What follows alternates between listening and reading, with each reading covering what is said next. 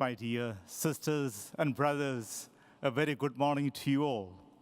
It's a joy and honor for me to represent Pope Francis, and I bring you his best wishes, blessings, and prayers.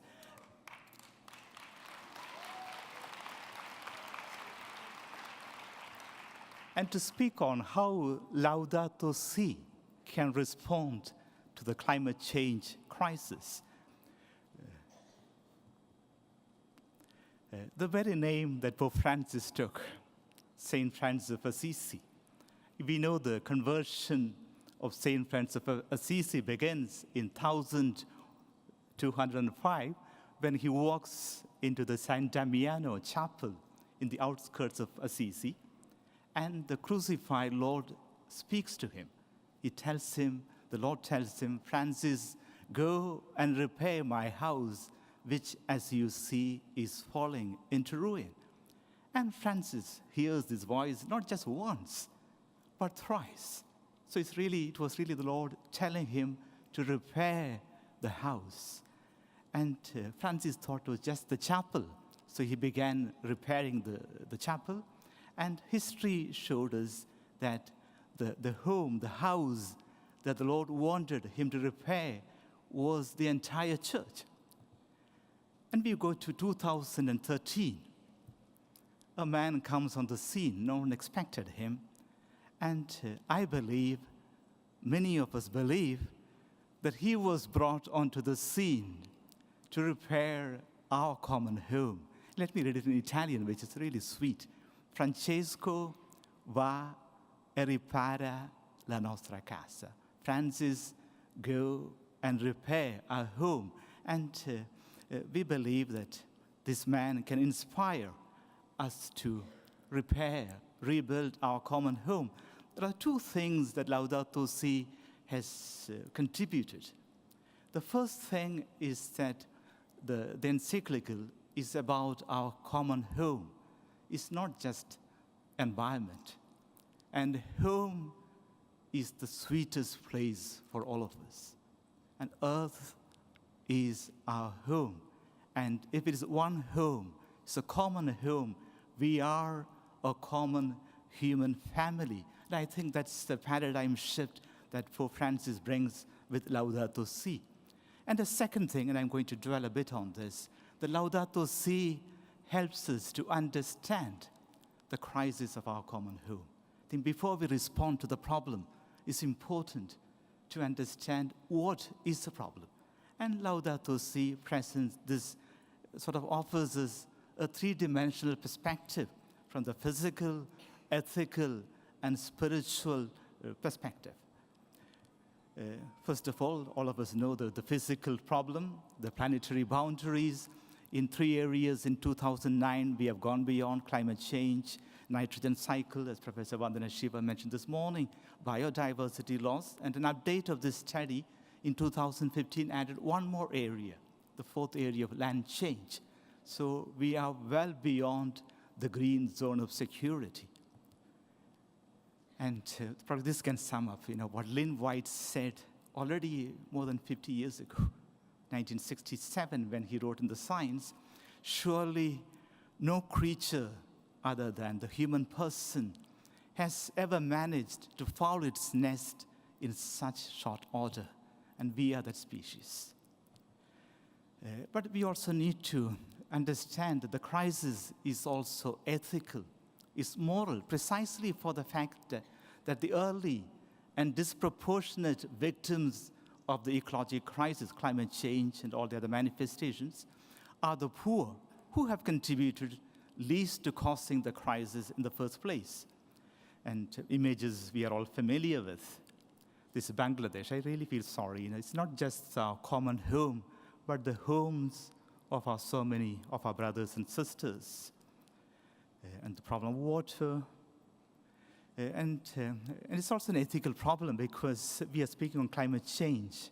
Now, who is causing it? According to a study of Partha Dasgupta, an economist in Cambridge, and Veerabhadran Ramanathan, a climate scientist in Berkeley, they came out with a study. They say the top 1 billion people are responsible for 50% of the greenhouse gas emissions. Further, the middle class, I suppose we belong to that, we are responsible for the other 45%, while the bottom 3 billion who do not have access to affordable fossil fuels are responsible for a mere 5%. And this is the graph in the Lancet magazine for doctors. It's a medical journal. On the top side, we have the map of the world in terms of the greenhouse gas emissions. And you feel sorry, for example, Africa is nowhere there, not even visible. And on the downside, we have the map of the world in terms of mortality, people dying due to climate change. And Africa, India, these countries are so visible. So this is the climate apartheid that we are living. We are living not in one common home, we are living in two worlds. And the third dimension is a parliament of religions. We need to remember, and many speakers before me spoke about this, that at the deepest level, the ecological crisis is a profoundly spiritual and religious crisis. And Pope Francis quotes Pope Benedict, who already in 2005, the first Mass as Pope, he said, the external deserts are expanding because the internal deserts have become so vast. This morning, Uncle spoke about the eyes in our human hearts, something similar to that. And we have forgotten that creation is God's first and primordial revelation. God has written 2 books, the book of works, which is there for every one of us to read, and the book of words. Almost all the religions have their scriptures, but we have forgotten the first book of God. It's the book of creation. It's a book where every bird, every tree, every butterfly can speak to us. According to Pope Francis, God has written a precious book whose letters are the multitude of created things present in the universe. And creation is indeed the very first epiphany, the manifestation of God. And caring for our common home, as we read in Genesis, that was our first job description, our first our original vocation. The stewardship of the earth, of the earthly garden, is the first and primary task. I'm sure it's the same also in other religions, entrusted to humanity. Adam, taken from the land, from the ground, the first human being, as we read in the creation narratives in Genesis. It's the very first commandment given to us, humanity. And in caring for our common home and for the weaker members of our common household, we are indeed, I suppose, our vocation is to be more like God. And God cares. God cares for the entire creation. So the moment we care for creation, for one another, we are imitating God's own care, caring, kindness. We are called, as the Pope indicates, to cooperate as instruments of God for the care of creation, each according to his or her own culture, experience, involvements, and talents. And that's what we are here for. We are here as faith communities to care for our common home. And I sort of conclude with the urgency to act. Everyone has said that. And it is the famous, by now, the IPCC report that we have the 3 scenarios, and the average is, the medium scenarios, we have something like 12 years. So we don't have really time. And this quotation from Laudato Si, what kind of world do we want to leave to those who come after us, to children who are now growing up? And I want to conclude at the same time on a hope of note. Working at the Vatican in the sector on ecology and creation, last few years we see around the world a lot of initiatives sort of coming up. And I personally believe that the Spirit of God is moving people. And God always inspires simple people. God speaks through, God chooses as his instruments simple people. And we are all simple people. And we say, if all the religions are to come together, we are more than 2/3 of humanity. It's such a power that we have.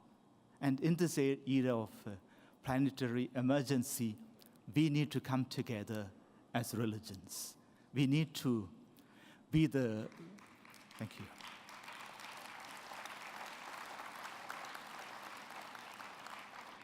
And we have a very inspiring leader in Pope Francis. I come from India. I tell my friends, Pope Francis is the Gandhi of today, who can inspire people.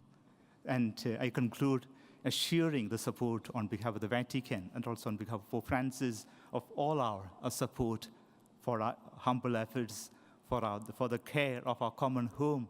And I conclude for all the beautiful things happening around the world for the care of common home.